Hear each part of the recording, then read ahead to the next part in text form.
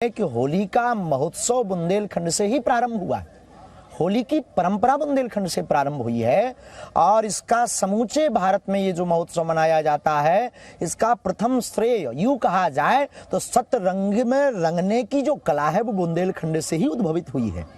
हमारे बुंदेलखंड में एक जिला है झांसी, उत्तर प्रदेश में है वर्तमान में। उत्तर प्रदेश में झांसी जिले से 80 किलोमीटर दूर एरच एक गांव है। एरच गांव में ऐसी मान्यता है और अंग्रेजों ने जो उस पर शोध करवाया था, तो झांसी में एक जगह शोध का जो विषय रखा है, उस शोध में लिखा है एरच गांव बहुत ही प्राचीन गांव है, जहां पर डिकोली के पास में हिरण्यकश्यपु का राज्य माना जाता है। उस गांव में आज भी होलिका दहन की परंपरा है। भगवान प्रहलाद की मूर्ति है, होलिका की मूर्ति है। वहाँ एक नदी है बेतवा, बेतवा नदी के किनारे एक बेंकटा एक बहुत बड़ा पर्वत है। मान्यता है उस पर्वत से ही प्रहलाद जी को नीचे फेंका गया था, लेकिन भगवान की रक्षा से वो बच गए थे। फिर बाद में हिरण्याक्ष हिरण्यकश्यपु दो भाई हैं।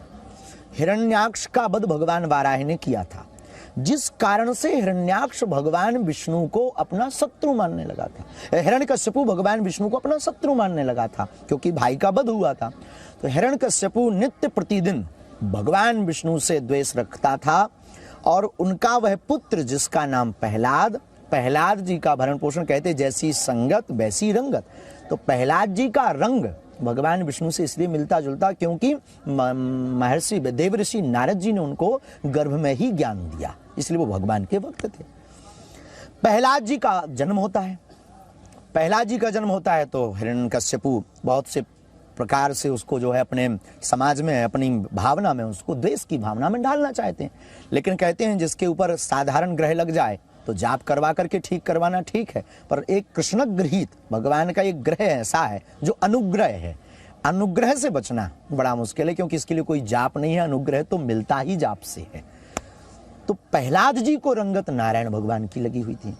उससे द्वेष रख करके हिरण्यकश्यपु बार बार मारना चाहता है, अनेक प्रयत्न करता है, परंतु फेल हो जाता है, विफल हो जाता है। अंततः गत्वा हिरण्यकश्यपु की एक बहन जिसका नाम था होलिका, होलिका के पास ऐसा तपोबल था, ऐसा मंत्र विधान था कि अग्नि भी शीतलता होलिका को देती थी। और इसलिए जो है होलिका को कहा हिरण्यकश्यपु ने कि एक काम करो कि प्रहलाद को लेकर के तुम अग्नि में बैठो। लेकिन महाराज जी प्रहलाद क्यों बच गए, यही तो समझना मैं चाहता हूँ। खूब वरदान तो होलिका को था ना कि होलिका को अग्नि देवता कुछ नहीं करेंगे, ये उनको वरदान था। बिल्कुल, लेकिन प्रहलाद गए, भक्त प्रहलाद, होलिका गई, जिसको वरदान था वो विफल हो गया। इसके पीछे रामचरितमानस में जाना पड़ेगा। जो अपराध भगत कर करई, राम रोष पावक सोई जरई।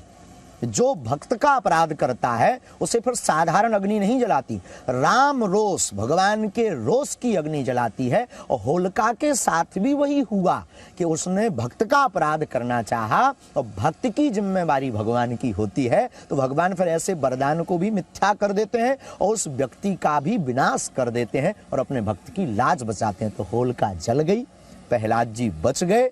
और उसके बाद आज भी बुंदेलखंड के एरच में होली महोत्सव बहु प्रसिद्ध है। और खुदाई में नरसिंह भगवान की मूर्ति और प्रहलाद जी की मूर्ति, ये सब मूर्तियां आज भी वहां पाई जाती हैं। नदी के किनारे आज भी वो मूर्तियां हैं। वहां पर एक प्रहलाद कुंड भी है, बेतवा नदी है ना, बेतवा नदी है, और वहां एक कुंड भी है, प्रहलाद कुंड। वहां की बहुत मान्यता है। हमारा बुंदेलखंड विविध रंगों से भरा पड़ा है।